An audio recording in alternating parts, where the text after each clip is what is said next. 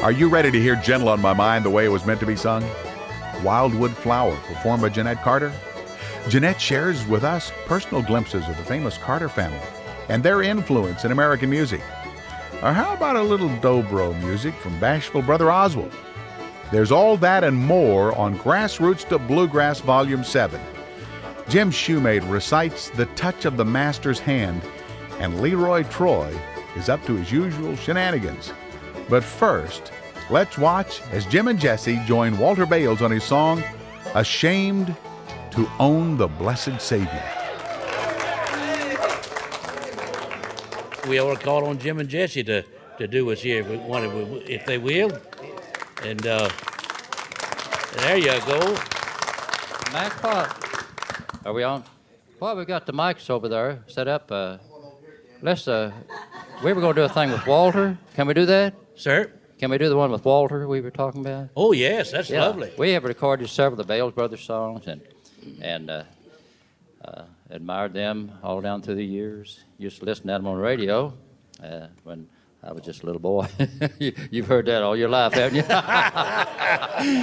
Yeah. No, I love their gospel songs. They've wrote some great songs. Oh, that'd be great, Walter. So let's go over, Walter, and we'll do it right over there. Walter Bales and Jim and Jesse here are going to favor us with a tune. And while they're getting over to the microphones there, Charlie was pointing out several events, like when he was in service with Jesse, stuff like that. I first met Ira in Knoxville. Again, I was on the merry-go-round. I was there with Molly O'Day. And was that when I was over there? Yeah. I was there in 1946 with Molly O'Day, and Ira was working with Charlie Monroe. Yeah, he's singing bass with Charlie Monroe. He was singing everything, I'll tell you. And he recorded, I believe it was the Georgia Mail, breaking in the Georgia Mail. They went to Chicago and recorded that. Yeah. But I thought that was real ironic, and I got back and found that Ira was singing bass with Charlie Monroe. That was real. But, he was, there's two tenor singers that really grabs me in this business, and one of them's still here. And sometimes Bob Osborne and I get on the Opry, and we sing Swing Low, Sweet Chariot, a few things like that. But Bob is a dangerous tenor singer to work with because there's almost always more Osborne in the tune than there is Louvin when he sings with me. He is an extremely... He put a hurting on you, too. You had to he's hold 1 foot up to sing with him, I tell you. He's an extremely branding type tenor. He's a great tenor singer. My brother was a lot that way. I could pick my brother out of a choir. Yeah. Hey, Charlie, once they came up to Wheeling and we were doing the late night radio shows, and Ira had wandered into the studio and he didn't say a word, and Bobby I don't even know the song that Bobby was singing, but he came up and just kind of, while Bobby was singing on there, he patted him on the shoulder like that during the whole song and never said another word about it. That's it. Ira. Did he sing on Give This Message? He sang on Give This Message to Your Heart, a song we recorded. They wrote, and we didn't have anybody to sing with us right then, and Ira sang on that song, Well, I got about halfway mad at Sonny the other day, just back around Christmas time, or a little before Christmas. Yeah. He had got the message to me that the Osborne brothers was going to record Alabama and the 7-Year Blues. And then Sonny came to me and said that he wanted me to sing the lead on those two songs with Bobby. I said, I'd love to do that. You'll hear from us. Well, I waited 3 or 4 weeks, hadn't heard nothing, and I ran into Bob at the Opera House, and I said, when are we going to do those songs? And he said, they're already done. I said, well, what happened? He said, you'll have to go talk to Sonny about that. I missed the best chance of my life to get to sing with Bob. Make them rub it out, Charlie, and do it over. Walter, what you and the choir going to do for us here, buddy? Well, thank you, Mac. I'd like to repeat what's been said a lot here today. I appreciate being here. I'm telling you, this is just a thrill in my heart. I don't know when I have been feeling so good about being somewhere than right here today with all these fine folks. And yesterday, and Ramona, I'll tell you what, you sure bring back a lot of memories. Her and Grandpa used to work the road with us a lot, and Grandpa commented, I remember him commenting that Of course, the Bales brothers was like some other brothers and some other musicians. Sometimes they didn't have the best report on reputation.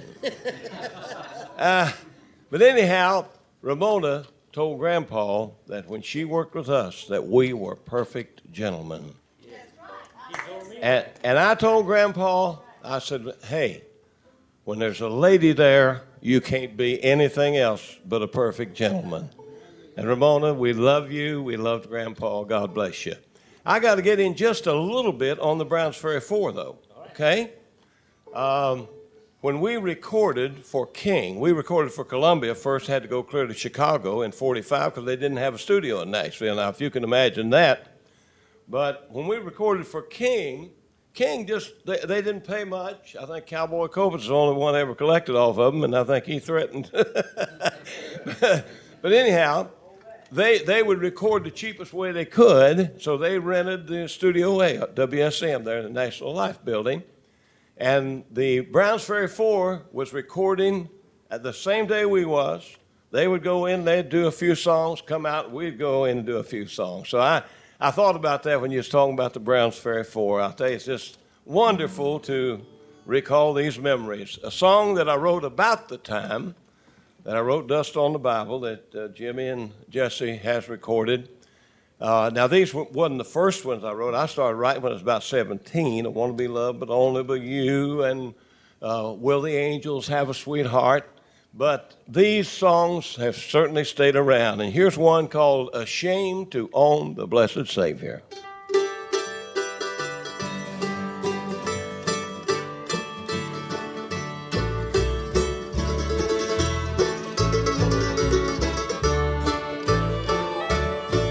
Up on the lonely tree of Calvary, my Savior took the blame for me. Then do you think that I'd disown him when his own blood he shed for me? Ashamed to own the blessed Savior, ashamed of him who died for you. Someday I know that you'll be sorry, for he will be ashamed of you.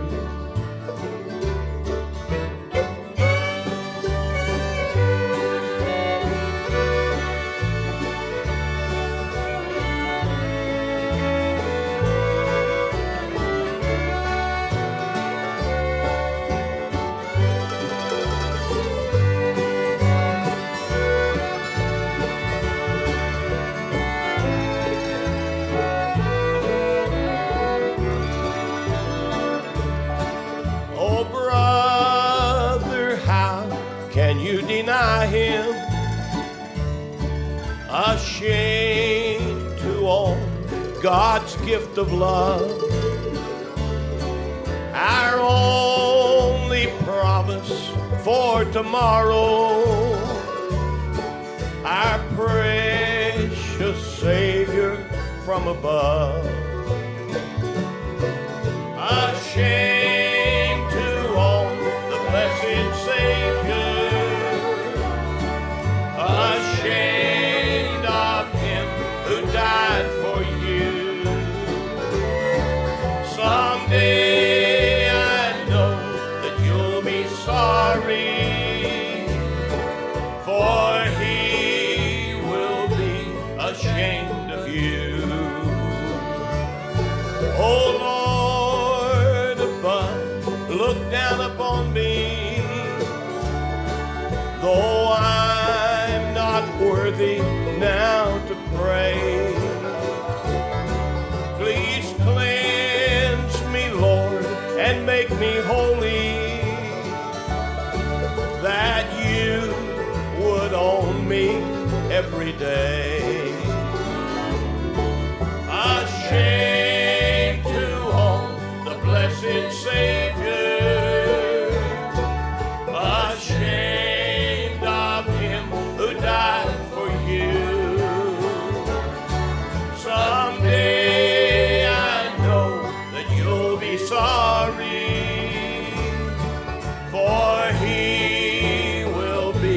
ashamed of you.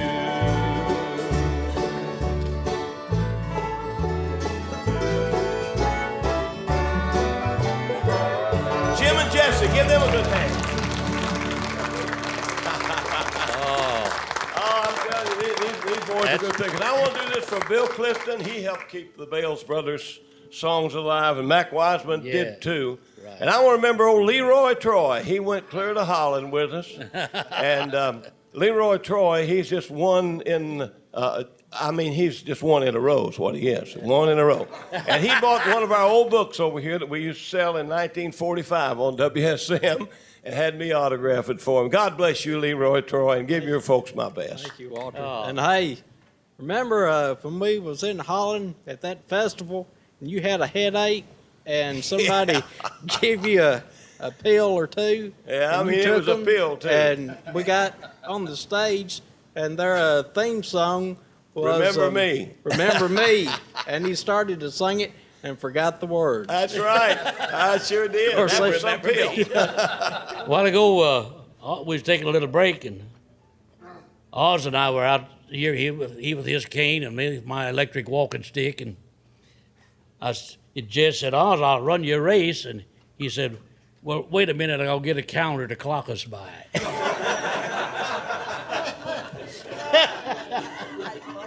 That ain't funny. You dang sure ain't. That ain't so funny. You all know that Mac had a farm up here towards Clarksville, Tennessee. Beautiful farm. Don't take Back at the barn, it was about a fishing pond, about as big as this room here. Yeah. Every year, the wild ducks start flying around over the country. They land on Mac's farm.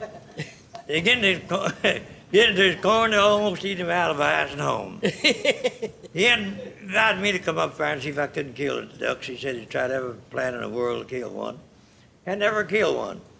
So we just walked up towards the barn there, and Mac had skinned an old cow and thrown the hide up across the rafter. I said, wait a minute, Mac, we've got a good idea here. We'll get this cow hide down, crawl in and kill every one of them ducks. We got the old hide down. Of course, I crawled up in front and played the part of the cow's head. About that time, Mac began to move around back there in the back. I said, be still, Mac. I've got a dead animal duck and I'm plumb across the pond. He said, better let that duck go and kill that bull coming over the hill.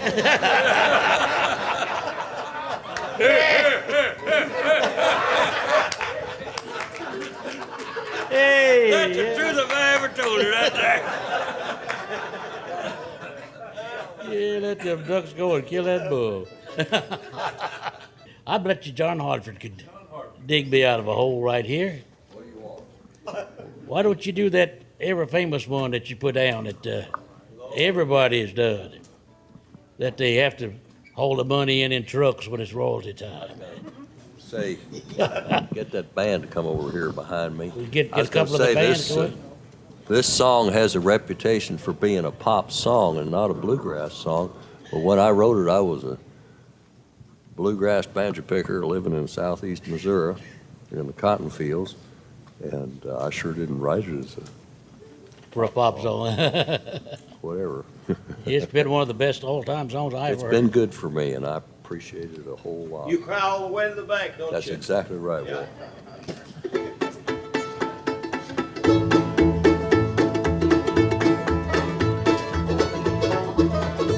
It's knowing that your door's always open and your path is free to walk. And makes me tend to leave my sleeping bag rolled up and stashed behind your couch. And it's knowing I'm not shackled by forgotten words and bonds and the ink stains that dried upon some line. That keeps you in the back roads by the rivers of my memory. It keeps you ever gentle on my mind. It's not clinging to the rocks and ivy planted on their columns now that binds me. Or something that somebody said because they thought we fit together walking. It's just knowing that the world will not be cursing or forgiving when I walk along some railroad track and find that you're waving from the back roads by the rivers of my memory. For hours you're just gentle on my mind.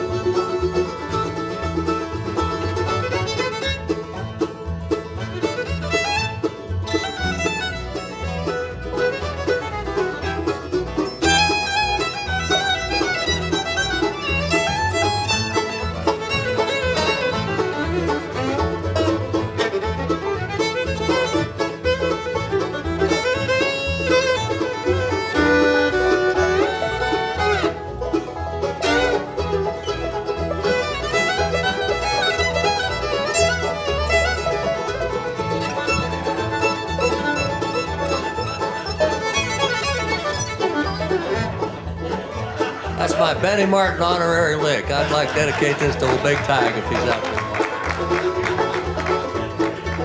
there. See, when I came, I'm in this business on account of Earl Scruggs and Benny Martin. That's where it starts for me.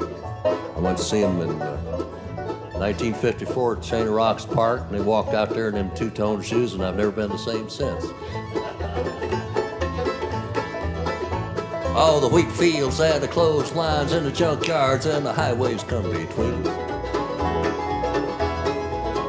Had some other woman crying to her mother 'cause she turned and I was gone. I still might run in silence, tears of joy might stain my face, and a summer sun might burn me till I'm blind. But not to where I cannot see you walking on the back roads by the rivers flowing gentle on my mind. Let's all play it here. Yeah, play it, little Roy. Put a capo on there. Yeah, there you go. Give me some of that. That'll work. Sonny? Yeah. Shoot, mate. The best musicians in the world here, huh?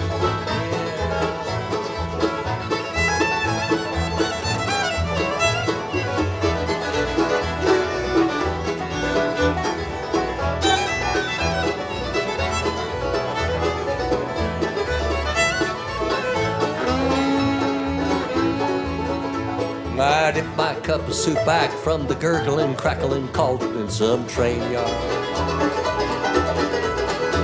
My beard a roughening coal pile and a dirty hat pulled low across my head.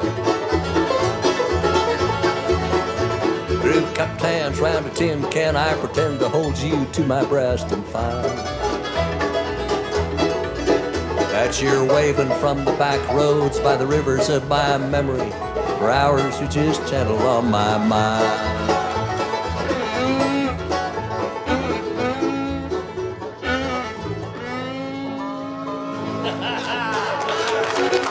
Hey, Lord.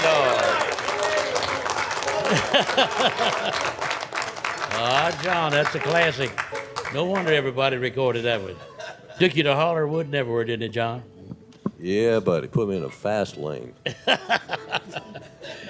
John was talking about that being winding up being a pop song, but I think we ought to follow right through with that same theme. Call on Jim and Jesse. They got one here that's a pop song. If I ever heard it, John Prine did it. And is that you fellas ready to do another one, Jim?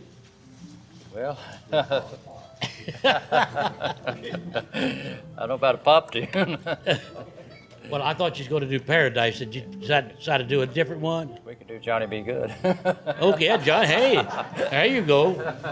Johnny Be Good. That's not pop. That's rock and roll. But these boys can cut it. I'll tell you. Hey, Lord. I think that they've displayed a wider range of material at this get together today, don't you, boys? I'm telling you, done everything from gospel songs to orchestras and everything else. I think it's going to the orchestra pit. You going to the orchestra pit? All right. One more time. Hey.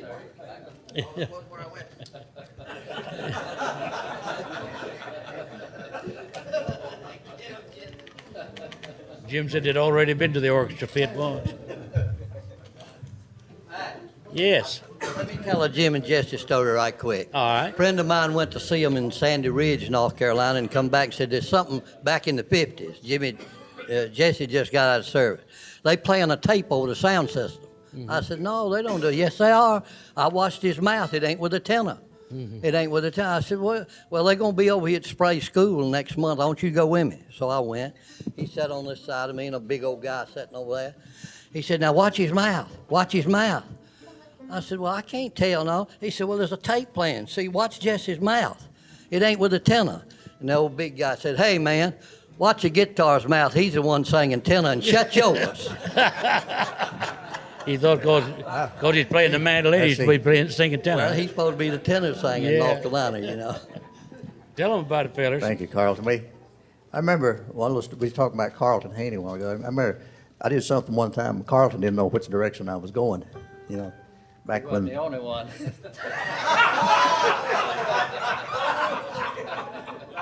I was at my home place in Virginia, visiting my parents up there, and the phone rang. We had this little thing going.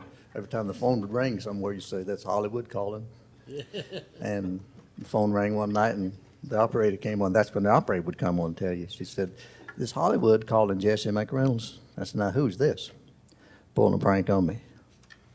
And they want me to come to California, record with the Doors. And this was back in, whenever that was, in the 50s or 60s, I guess it was. And I went out there and did a project with the Doors on the soft parade. Carlton heard that. He called Jim one day. I think he said, Jim, he said, what's Jesse trying to do? He's going out there and play with them rock and roll people. Do you remember that, Carlton? I couldn't figure that out. I thought I was going to have to hire them and put them on the Doors, you know, and put them on a festival. Yeah. But That'd Jim, work. that was the beginning of the split of Jim and Jesse, 35 years ago. Anyway, I think you might ought to go ahead and sing before I get started here. if you got any stories to tell, you better tell it. Well, little Roy's got a lot for you over there. Yeah, he may have a lot for me, but I've never had nothing for him. I think we ought to do it. We'll do this song written by John Prine, and we was going to do one that I wrote, but I told Mac I already had it published. So we're getting on that. If I don't get to publish, you can't do it. Yeah. Anyway, we'll do this. Let's see if I can get through it. I guess I can. We'll see if we can do Paradise. When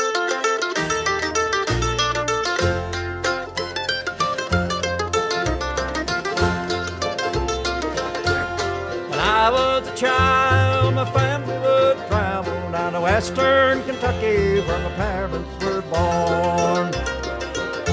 There's a backwoods old town that's often remembered. So many times that my memories are worn. And Daddy, won't you take me back to Muhlenberg County down by the Green River where paradise lay? Well, I'm sorry, my son, but you're too late in asking. Mr. Peabody's coal train is hauled away. Sometimes we travel right down the Green River to the abandoned old prison down by Adrian. Where the air smell like snakes and we shoot with our pistols, but empty pop bottles was all we would kill. And Daddy, won't you take me back to Muhlenberg County down by the Green River where paradise lay?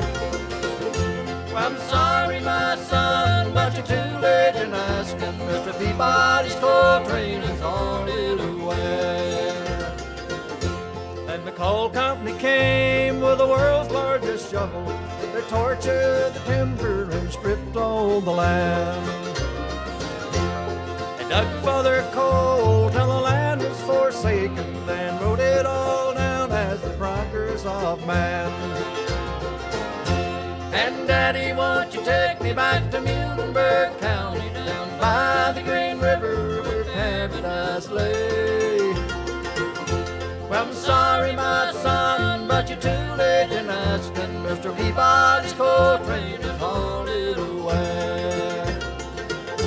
And Daddy, won't you take me back to Muhlenberg County down by the Green River where paradise lay?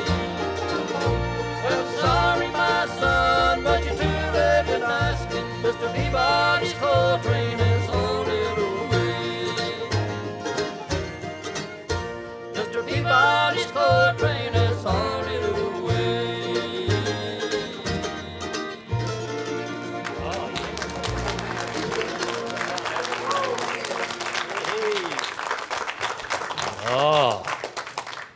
That sibling harmony is shining mighty good today, I'll tell you.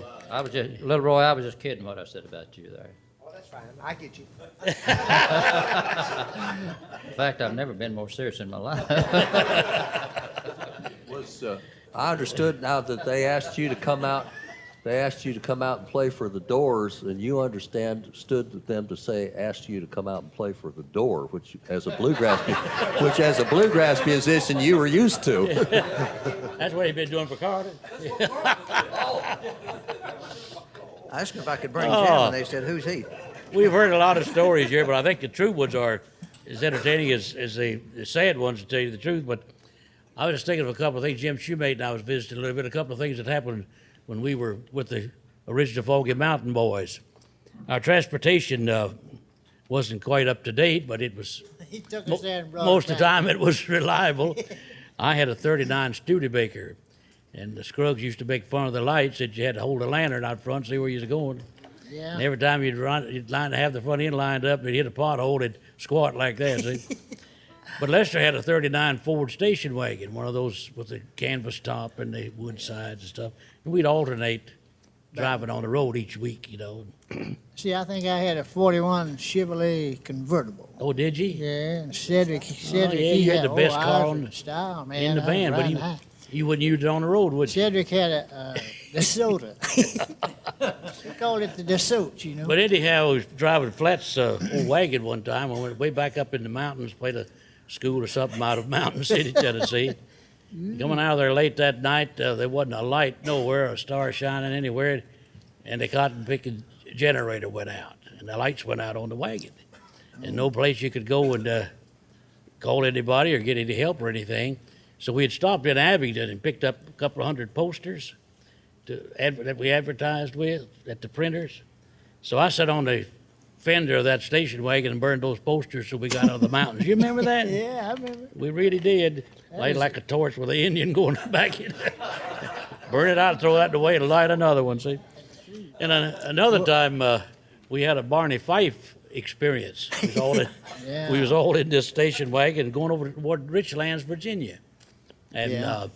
Highway Patrol stuff. well, it was a local sheriff, I believe. Yeah, Anyhow, he pulled in behind us by himself. Yeah. Made us all hold Pulled his gun out and lined us up, Yeah. hands up on the car and all this stuff, you know. I was wouldn't- eating the apple. I started to throw it away. He said, "Get them hands up!" Scared me to death. He was just trembling. He was white. You remember? That's right. Remember the outcome of that? Some bank robbers, the same amount of us, That's just right. robbed the bank up at. That's right. He was scared because He he found felt us sure all. that he had his men, the same kind of car we was driving in. That's right. And again, the only way we could prove our identity, we had the handbill. posters with the picture on it. Yeah.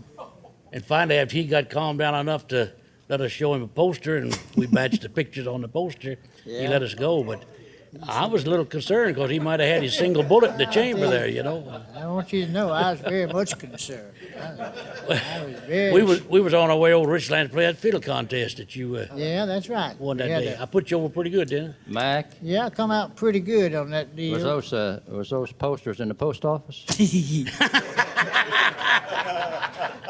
Yeah, that might have been where he got his tip. I don't know. He couldn't have shot one. He only had one bullet. That's right. But I didn't know which one he's going after. Getting back to that fiddlers convention, that was something really, really good for me. Of course, if Kenny Baker had been there, it'd probably been a different story than what it turned out. Better believe it. You see? We had some. We was billed, I think, as a 12-state national champion, wasn't it, man? Yeah, I believe That's what something it like was. that, yeah. So we had some high dollar fellows there. Let's see, Buck Ryan, he was playing with Jimmy Dean then. He was there. And Chubby Wise, he was working with Hank Snow at that time. And he was there. And Leslie Keith, he had just written a tune called Black Mountain Blues. And he just winning contests all over the country with that. So we matched, and I come up last. I was going to do the Orange Blossom, Mockingbird, or something, kind of a show tune, you know. So Buck, he got to play first, and he played the Mockingbird. He turned that thing away but loose. And let's see, Chubby filled next. He played Orange Blossom, which supposedly he did actually. And Keith, he played Black Mountain Blues, of course. And so that left me with I said, Cedric, what am I going to play? Those fellas done played everything that's good. Oh, he said, play Lee Highway Blues. Said, them fellas can't touch you with a 10-foot pole. Tickled me to death when he said that. But I figure what helped me a lot was Mac. We made a deal before this thing.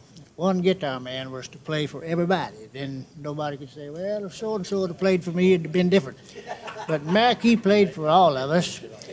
And when I played Lee Highway Blues, well, he turned it every note for note. Every note I made on the fiddle, well, he was right there. So that, like I say, if Baker had been there, of course, it'd have been a different story. Pappy Sherrill or any of these fellas, but I just happened to be at the right place at the right time. That was, but I come out on top. And Did you say Mac played the guitar with you? Oh, man. Yeah, boy. Did he play? How much did Mac get paid that day, reckon? Well, let's see, we had 12,000 people there, and the best I remember, my part of the gate was $400. What was yours, Mac? Mac got half of it. Mac probably... Can't do it without a guitar, man. I think Lester Flatt got...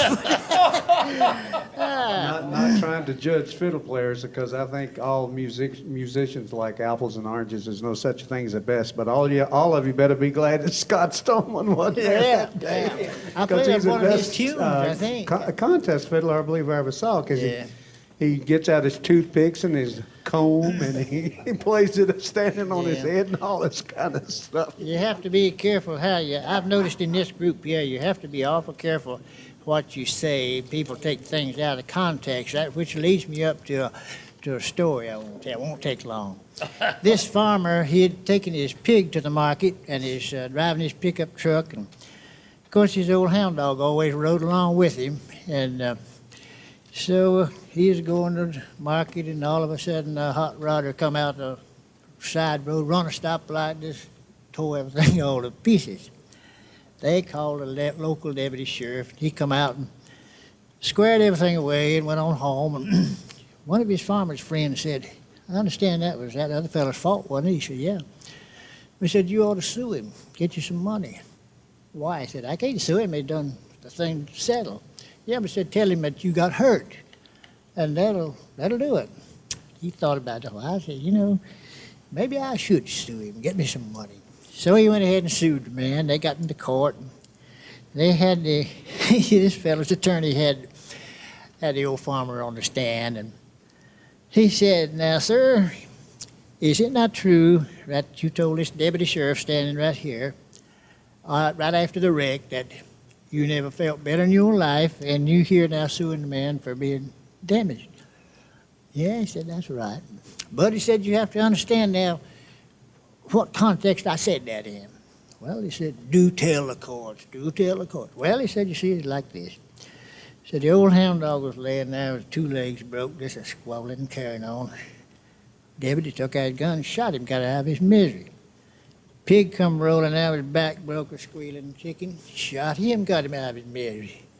Walked over to me, the gun still in his hand, said, now, sir, how do you feel? That's when I said, never felt better in my life. Felt pretty good at the time. So you have to be careful. Yeah, Jim's got a tune that I'd like to get him to do for everybody right here. This is a wonderful thing, and his rendition of it's second to none.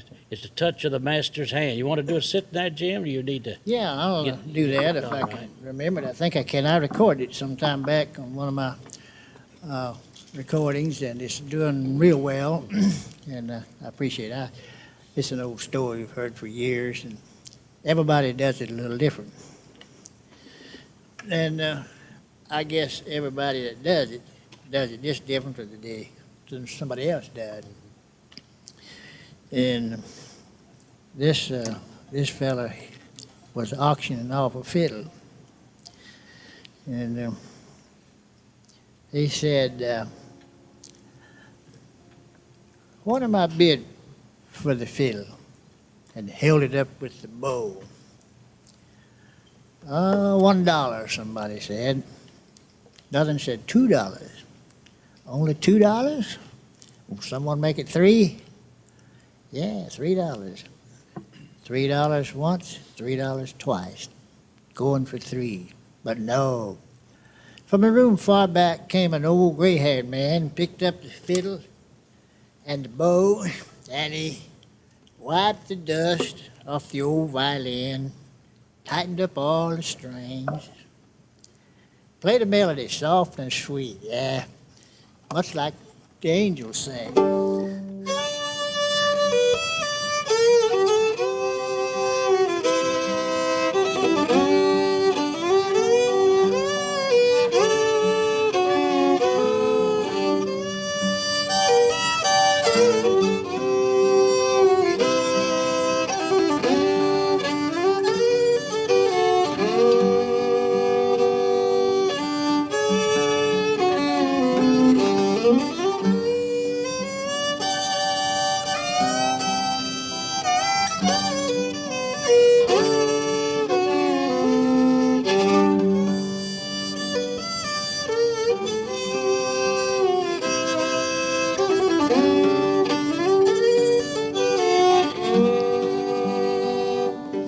The music stopped, and the auctioneer, with a voice kind of quiet and low, said, "What am I bid for the old violin?" Held it up again with the bow. $1,000. $1,000? Who'll make it 2,000? 2,000? Who'll make it 3,000? 3,000 once, 3,000 twice. Going and gone, said he. Well, the people cheered. Some of them cried, "We don't understand. What changed its worth?" The man replied. It was the touch of the master's hand. And you know, many a man with a life out of tune, battered and scarred with sin, he's auctioned cheap to a thoughtless crowd, much like the old violin. But then, a glass of wine, a plate of food, a game, and he travels on. He's going once, he's going twice. He's going, and he's almost gone. But then the master comes. Yet the foolish crowd never seems to understand the real worth of a soul and the change that it brought by the touch of the master's hand. Oh, we love it. I love it.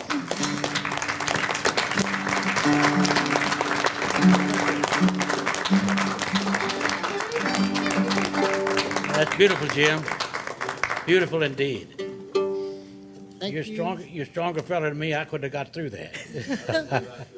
Well, it's hard sometimes. It Yeah. is. I think while we're in this mood, it'd be a good time to have Oz play us a gospel song on the Doughbro. He's got one he's been waiting for several hours to play here, and I always love the way he plays this one. So, Oz, you to tell him about it, or just take off and pick it, and I'm sure everybody'd enjoy it.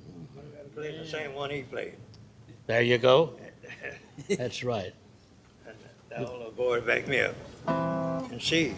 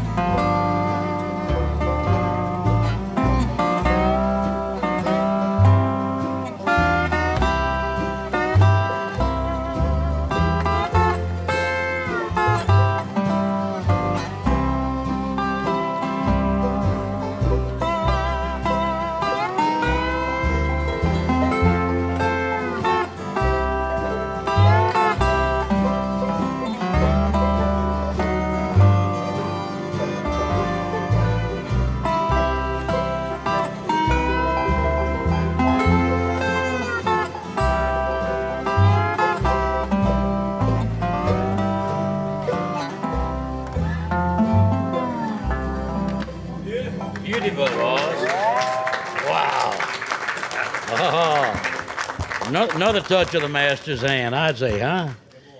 I think we ought to have a little Carter family picking along about here. Of course, we got the young lady who could take care of that part of it. I was just wondering, as you were doing your part on the other show, Jeanette, did you go to Del Rio, Texas with the family when they went down there for Crazy Water Crystals? I was down there in 38, and I was down there about 2 years. Were you really? On XERA in Del Rio, across from Del Rio. It was a Mexican station, you know. Was Mother Maybell's children small at that time? Well, Helen, June, and Anita, yes, they were small. I was 16, they was 12, 10, and 6. My gosh. That's when we were all there working. I'd heard of the Monroe brothers and the Hired Hands and the Carter family being sponsored by Crazy Water Crystals, and didn't realize till today. I was talking to Pappy Sherrill, but apparently if you work Crazy Water Crystals, they moved you around from station to station or town to town, wherever they wanted to sell their product. Am I right, Pappy? Yes. Because he had a good group and it was well, tuned up together good and played good while they got a chance to go on it. So we played in Asheville, Charlotte, Atlanta. We covered the Carolina and Georgia. I'll be darned. That's one of the first corporate sponsors, I guess, of country music. Consolidated Drug was sponsored them, and that was Peruni and Colorback. Yeah. And I think Crazy Water Crystals was one of them. Yeah. And then Hadacol came along. Well, I guess it did. And Kenny Baker drank all the profit.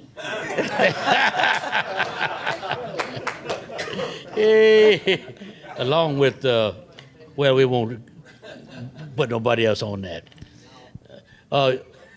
You've picked out another good old Carter family song for us here, I think, Jeanette, one of my very favorites. You got something you want to add to that, Clifton? I just wanted to see if Jeanette would tell us why her family insisted that she go down to Del Rio with them. Well, they thought I was going to get married, and they jerked me up and took me to Texas.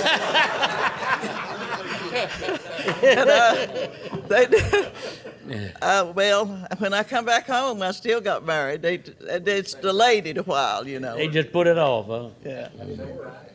Didn't work. Was it the same guy you was courting before you went? No, it was a different one. I probably should have took the one they jerked me up and took me away from.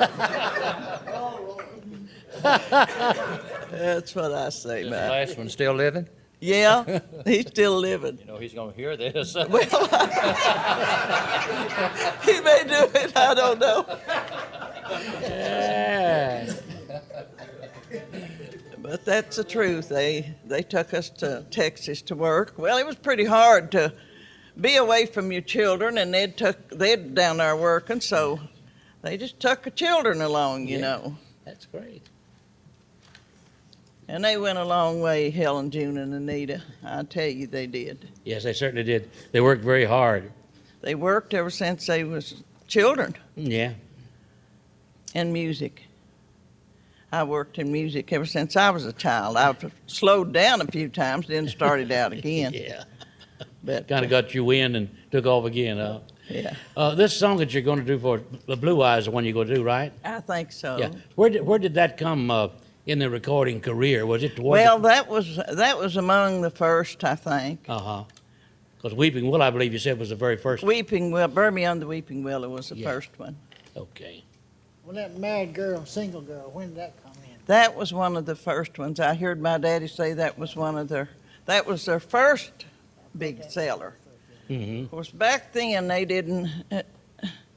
you didn't distribute records like you do now. They didn't take records around to programs where they presented them. No. Montgomery Ward sold them, or Sears Roebuck, Right. and they had quite a way of distributing the places. But Mommy and Daddy and Maybelle had to depend on somebody else. They didn't carry records around. Mm-hmm. They didn't have mics when they was going out on these programs and doing these entertainments. Daddy always called them entertainments. Yeah. They would, they still had the lamp lights, and they didn't have mics. They all just got up there and sung, and people listened. Yeah. They listened to him. Well, you don't miss what you've never had. I think. Jeanette, how did they go about promoting the records? I mean, there wasn't the radio stations or anything like that. I don't know how they promoted them, but some way I know they they did. sold them through the Montgomery Ward. Yeah, but they how sold did them they, through How that. did they publicize them? Like they was talking yesterday about selling 1 million records. How would they, like Vernon Dalhart, how would they promote enough to sell 1 million records? Well- and who would hear it? You know, how would they hear it? I don't know how many they sold, but they sold an awful lot of records, and they sold them. They were very, very cheap. Of course, Yeah, obviously, a dollar they went a sold a long lot, way back for then. sure. I think they sold for about 39 cents a record. Yeah. Yeah. And of course, when they went to Texas and started working, that helped for people to know who the Carter family was. you Yeah, know. for sure. That's a huge station there. That it was I bigger heard than my- the stations were allowed to be in this country. I heard my daddy say the first program they ever put on was up coming from Charlottesville, Virginia. My mother's sister lived up there, and they'd been to see her. They was coming home, and the car broke down, and Daddy says, "Well, sorry, what are we going to do?" She says, "I don't know how to do nothing but sing." So he went to the store, stopped at this general store, and he said, "Where's the schoolhouse?" And the man told him where the schoolhouse was, and he said, Daddy says, "I'm going up there and see if he'll let us do a program here tonight. And I'll maybe make enough money to fix that car to get home." So he went and asked the principal of the school, and he told him yes. And the man at the store told everybody to come in. "Now you go hear this man and woman sing." So they did, and they made enough money to get home. Just the two of them? Just the two of them. Maybelle hadn't. I don't guess Maybelle had come over across the mountain and married Uncle. We called him Uncle Eck. It was Uncle Esri. Mommy and Daddy worked some by themselves till she moved over there, and they all three got together. I'll be there. I never realized that until now. I thought it was always a trio. Janet, I have a question that's pertinent, I think. I believe Dick Spotswood, Eddie, you know who I'm talking about, up Washington, D.C. I heard him play a record here a while back, and it was the Carter Kids. Was you on that? I know that Anita and June and Helen were. Well, what was the song? I don't can tell you remember. if I don't was remember on the it or song, not. but this has been maybe a year ago. I heard Dick play that. Are you acquainted with that, Eddie? No.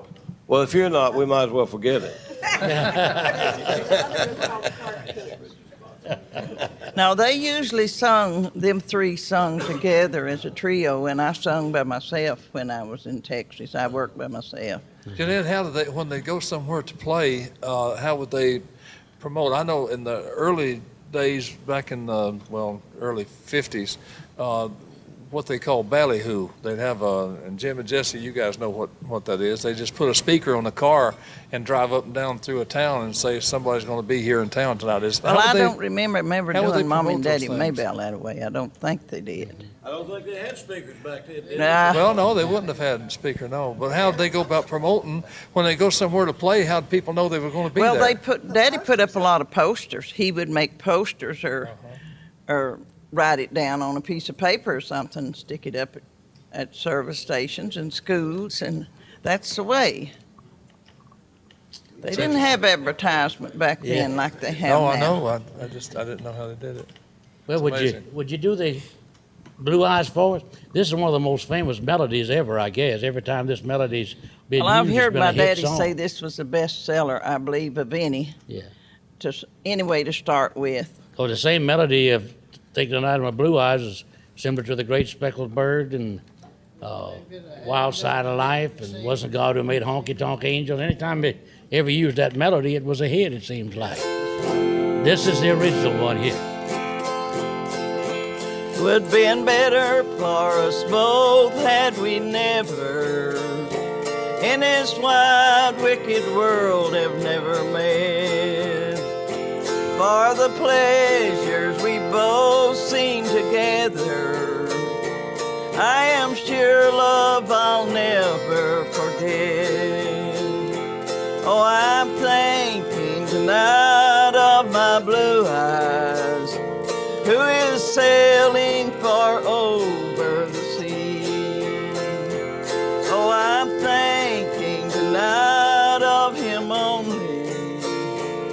and I wonder if he ever thinks of me.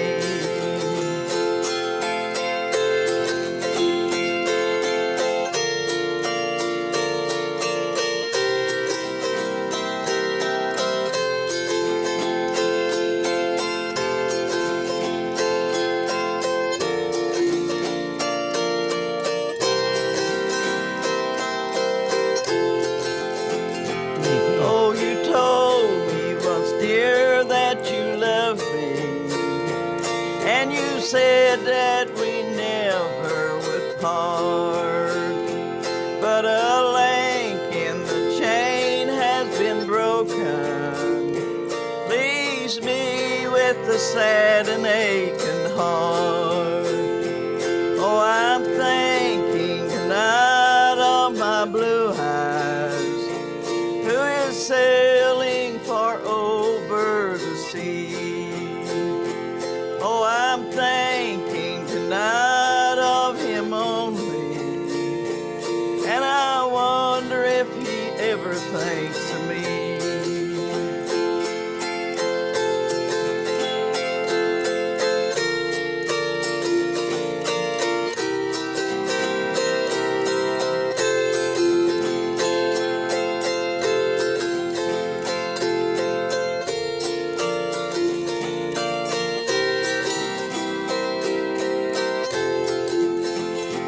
When the cold, cold grave shall enclose me, will you come here and shed just one tear, and say to the strangers around you, upper heart I have broken last year. Oh, I'm thinking tonight of my blue eyes, who is sailing far over the sea. Oh, I'm thinking tonight of him only, and I wonder if he ever thinks of me.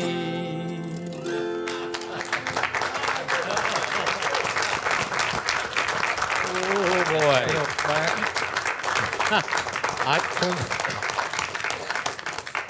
When they ask any of us why we come here and what we enjoyed the most, or when they ask me, that's what it'll be right there. Yeah. Yes, sir. Because I don't care how you look at it. You can look at this as 5 million miles wide, but it all funnels right down to one thing, and at the very bottom, and it points right over there. It's unreal. That's And beautiful. It still has that magic. I'd buy Oh. that record in a second, wouldn't you? Yeah. I'd go looking for it. That's the reason. Knowing you'd buy about 10 of them and sell 9. And then try to get the publishing on the one that's left. Just joking, The man. main thing I liked about that, we didn't have to crank that crank to speed it up when it That's slowed right. down. That's right. Oh, I'm getting a bad rap here with this publishing thing. I'm just trying to get home, boys. What'd you say, I don't John? know. I was wondering where AP got that song. I don't know whether he got it, where he got it. He may have wrote it. Yeah. Years ago, we used to have a program, Township Auditorium in Columbia, every Saturday night. So we had the Carter family down, Sarah, Maybelle, and AP, and so they came and had lunch with us. And AP got in the room there, and for about an hour, he'd sing with the ladies, and he'd join in most any word. It'd make no difference. He'd be singing, he'd just join in, take a part, and out he'd go and come back in. Yeah. But even the girls, when they grew up, Maybelle and the girls, they've all been to my house, and then they played. Yeah. Couldn't get the small one to play the bass, standing up on a box. No. You remember that? Oh, Sing us another one. those are the great rewards. You got another one you can lay on us there, Jeanette? Was there a time? Wasn't there a time when AP Let's get her dropped to do out the of the Wildwood group? Flower. Will she do that? It was a time when he dropped out of the group, and then you all used to play, and he'd come and sit in the back of the hall and listen to you? No, he Or is that didn't just- drop out of the group. Maybelle dropped out of the group and took her girls to train him. He didn't drop out. If he had his way, they'd have never broke up. But my mother and daddy divorced, and so she moved to California, and So maybe I went to work with her 3 girls, and then they just kind of all quit working for a while, you know. Let me explain a little. Charlie wanted to know if you could sing Grave Upon the Green Hillside. Well, now, I don't know all the words to that. I wouldn't attempt it. Well, I guess I can do the Wildwood Flower. How about the girl on the Greenbrier shore? Yeah, well, how about that? I'd better stick to the Wildwood Flower or something. Hey, can I start selling tickets? Can I sell tickets? Hey, y'all. Mac's already asked. Yeah. You got dibs on this, boy. Oh, I'll twine with my mangoes and waving black hair, with the roses so red and the lilies so fair, and the myrtle so bright with the emerald dew, pale and the leader and eyes look like blue.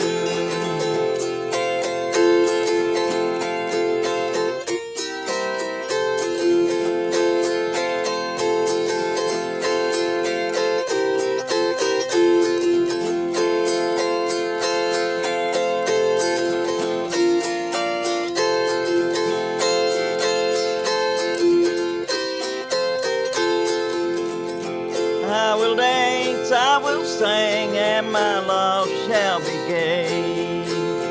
I will charm every heart, in his crown I will sway. When I woke from my dreaming, my idols were clay. Portion of love had all flown away.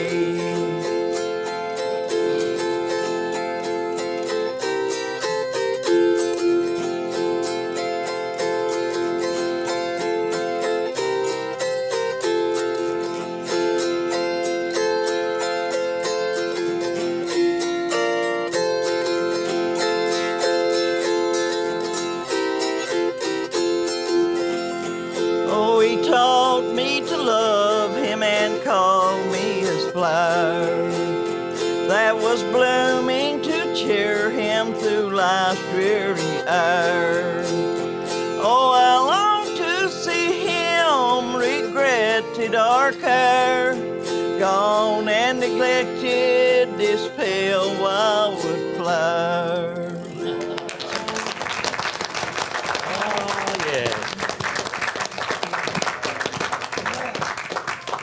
Thank you, Jeanette. That's priceless. I'm sure. I'm so glad we were able to get that on the videos. Many folks would enjoy that. It'll bring back memories to a lot of folks. A lot of folks will get acquainted with you for the first time. That's the joy of doing these things. I think the last verse of that song is one of the best written verses in country music, if you listen to it. Yeah. I mean, the way that thing ties in. Only a songwriter would notice that, wouldn't it, John? Well, I'm saying that as flattery to you. This is quite a switch here, but I think we ought to call on Leroy Troy to do his thing. Wow! He's going to come around here front and center and do some Uncle Dave for us, aren't you? I don't know if I want to follow Miss Jeanette or not. Well, I tell you what, I wouldn't want to. That's the reason I called on you. Yeah, let me come over yonder. Sit over there, Leroy. Because he's down here. Leroy said that's like trying to dip bean soup with a fork. While Leroy's getting around here, Carlton Haney brought this, and I think it's of interest. What did you say this was, a Gibson mandolin? No, it's they call them tater bugs, and that's 104 years old there. The Italians started bringing them from Italy in the 1800s, and Sears in Chicago realized there's going to be a market for them. And that one was built in 1894 by the company in Chicago, and it sold for $4.50 in the Sears Roebuck catalog. That's all it's worth. That's about it. And they did have a better model that was $6.50, and they had rosewood guitars for $10.50. But that one's 104 years old, and I bought it at a yard sale for $2. You never carry a tune with this, got a crack in it. And I don't know what to do with it now. I'm trying to find somebody that wants to start a band. Yeah. Well, that is of interest. I'm glad you brought that, Carlton. Mac, I'm glad you don't play a mandolin because it wouldn't fit your stomach. Now, I tell you, it looks like a turtle laying there that way. I had never laid it down on it, but it does look like a turtle there. Look like what? A turtle. A turtle, yeah. I don't know what they call them, bugs. First time I ever saw a turtle with cheese on it, right? Tater bug, that's what they was. Yeah. Looks Yeah, like that's a what they call bug. a tater bug mandlin, yeah. Leroy, are you ready, Leroy, my boy? I have been ready since 8 o'clock this morning. Oh, it's rough to have to wait. Well, I guess y'all want to know why I'm playing the banjo, don't you? Yeah. Everybody else has told about when they was a kid, you know. Back when I was a kid, my folks had a Flatt and Scruggs record, and that Foggy Mountain Breakdown, that's why I wanted a banjo. Yeah.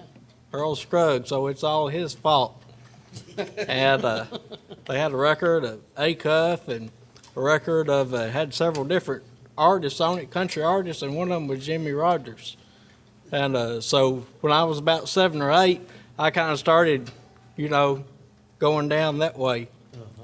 And so then my first job was in a bluegrass band, Ramona Jones and Plantation Bluegrass.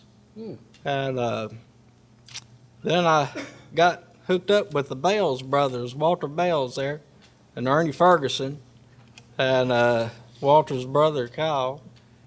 And that's probably the best thing that ever happened to me, because I learned a whole lot. And I remember them miles and miles of us traveling, listening to them 8-track tapes of the Carter family. Yeah. That's when I first, got introduced to the Carter family, yeah. And, no, I met a feller by the name of Cordell Kemp when I was about 15 years old. And Cordell lives up at Difficult, Tennessee.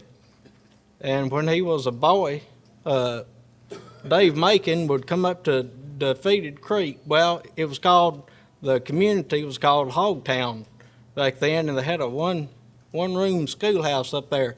And Uncle Dave would come up there and do shows, you know. And there were some folks that lived close by, and he would go and stay with them folks during the night and leave the next morning after breakfast. Well, Cordell would grab his banjo and go down and catch him the next morning before breakfast. And he said Dave Macon would sit out there on the porch and teach them stuff on that old banjo. And I learned a whole bunch from Mr. Kemp. And Mr. Kemp's probably been my biggest influence. And another man that's been a big influence on me is with us today, sitting right over here holding that Doughbro, Mr. Bashford Brother Oswald. You betcha. And also, Grandpa Jones was too.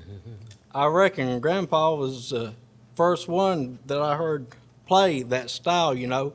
I wasn't too sure what Earl was doing, you know, when I first got a banjo, and, you know, somebody told me I needed a thumb pick, and I got me a thumb pick, and boy, I was going to town on that Foggy Mountain Breakdown with that one thumb pick, you know. And then somebody told me that sounded more like Grandpa, and I said, well, how was he playing that? He said he's got 3 picks, so I got 3 picks, and I tried that, but it didn't work too good because I had them on backwards, you know. And I tried that for a while. I give, that right there kind of went, you know, like that. So I stuck to that style right there. Give us a little sample, Uncle Dave, will you? You want me to quit talking now? Yeah.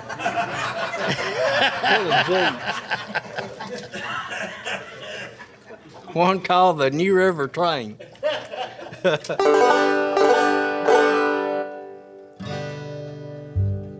Ready?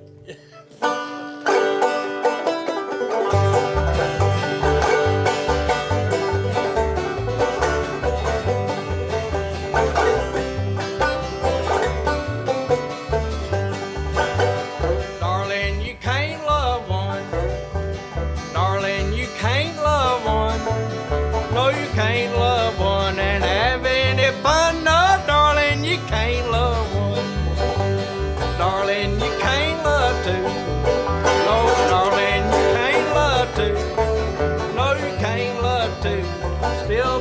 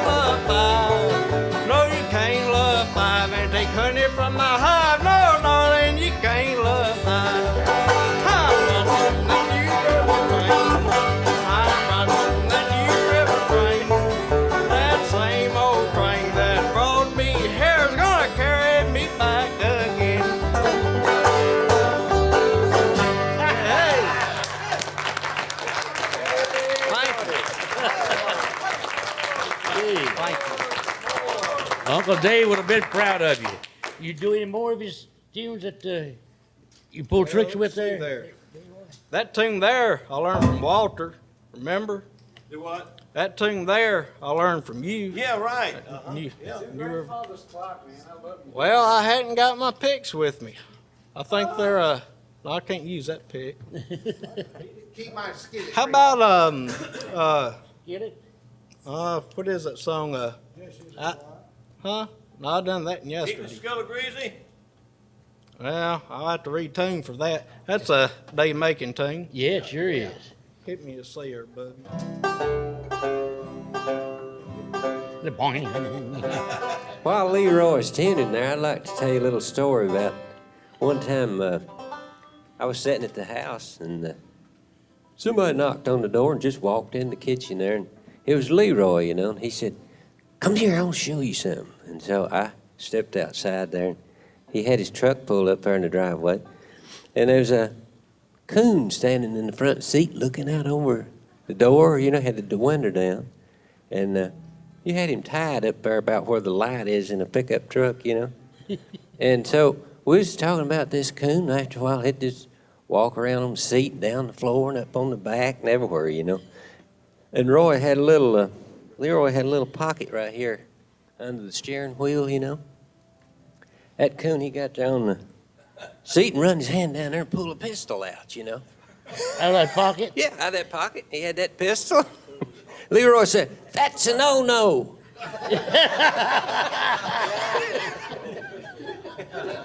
What caliber that was? That was a no-no. Yeah. Well, we won't talk about that right now. Get out of the seat, Mr. Charlie.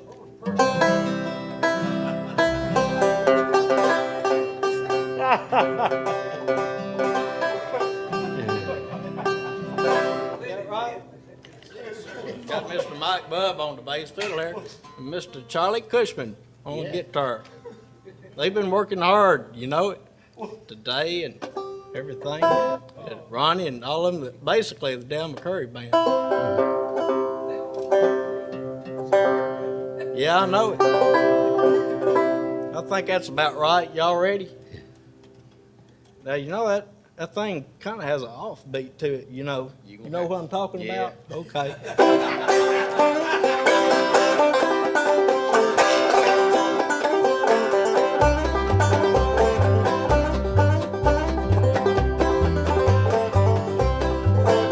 I'm going downtown, gonna buy me a sack of flour, gonna cook it every hour. My skillet good and greasy all the time. My skillet good and greasy all the time.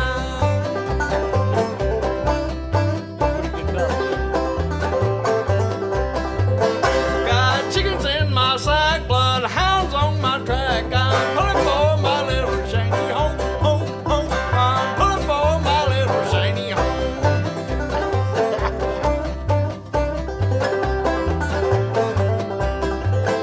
And if you say so, I'll never work no more. I'll lay around your shiny all the time, time. I'll lay around your shiny all the time.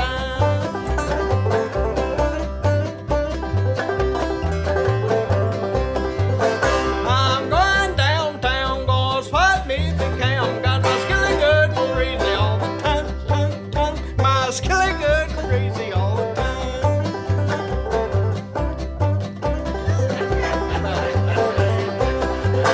I was walking down the street, slow hound on me. Got my skillet good and greasy all the time. My skillet good and greasy all the time.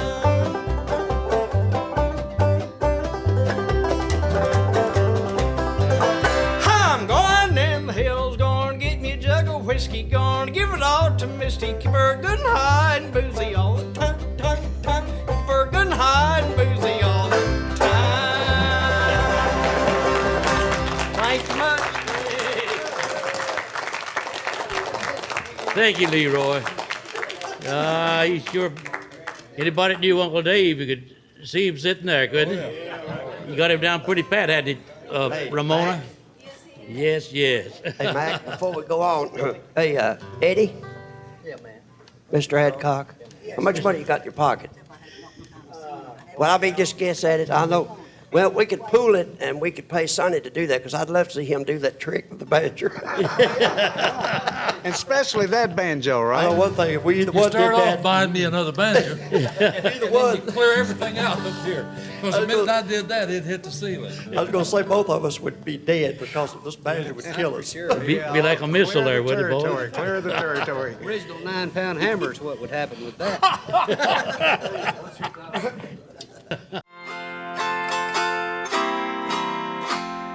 Isn't that Leroy Troy something else? I don't think I'd want to be on a front row at any of his shows. On Volume 8 of Grassroots to Bluegrass, you'll witness what it's like when 35 tremendously talented pickers come together as a unit. You'll also hear individually from Patsy Stoneman, Melvin Goins, J.D. Crowe, and Bill Clifton, and a couple of Mac Wiseman duets. Hey, ain't that a pretty song? Yeah, it's a pretty song. Pretty order heart. Ain't it beautiful, Hart? Yeah, it's beautiful. He's made a lot of them, hasn't he? I was up in Pennsylvania one night 3 years ago, and I had to use those old harps. See, I had a good black one that somebody stole. Oh. You know, like Mother Maybell. Yeah, I used to know. play. Oscar Smith's old order harp. It had the little bitty round buttons. I know, I've got And some. somebody stole it, and I had and got one of those old harps. You know, most of it is plastic. You know what I'm talking about. No Yeah. sound. Yeah, not and, much. And I had replaced the felt so many times that the holes were wore out. And so I had duct tape all over it. And I was on the stage in Lancaster, Pennsylvania. Yeah. And I bent over to get something, and all my keys fell right out on the stage. And George Arthey was there, and he hollered, "You need a harp!" So he built me this one 3 years ago, and I really love it. Yeah, it's nice. Let's see.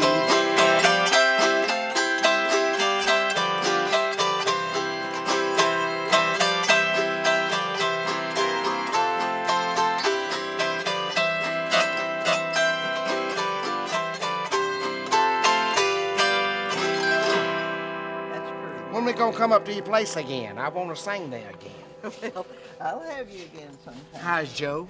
Joe's a doing fine. Tell him I said hey. Okay. I'll have you back. And your grandson. Dale. Yeah, Dale, That's my the big youngest, guy. Yeah, that's my youngest one. Oh, he's a nice fella. Yeah. He's just like y'all. Yeah, it's my baby. That's one of my favorite places to come. You know, one time they took me down to see AP's in everybody's grave. Yeah, that's on up the road Uh-huh. to our church. Used to be a train come through there, too, didn't Yeah, years ago, there was a passenger train, and they quit hauling passengers, and then there's a freight train. And then a big flood come, washed the tracks and everything out, so they eventually just took it. The rails is gone, the ties is gone. It's just where the trains used to go. It's not there no more. Now, is that where Jimmy Rogers used to come up to see y'all? Now, he never did come to see the Carter family. They said on the record he visited the Carter family, but he didn't. They made that record when they was in the same studio together, and he talked like he was at visiting him, and Daddy talked like he visited him in Texas. Well, they never did see one another, only in a recording studio, and I think Daddy said he never did see him then, but about 2 or 3 times.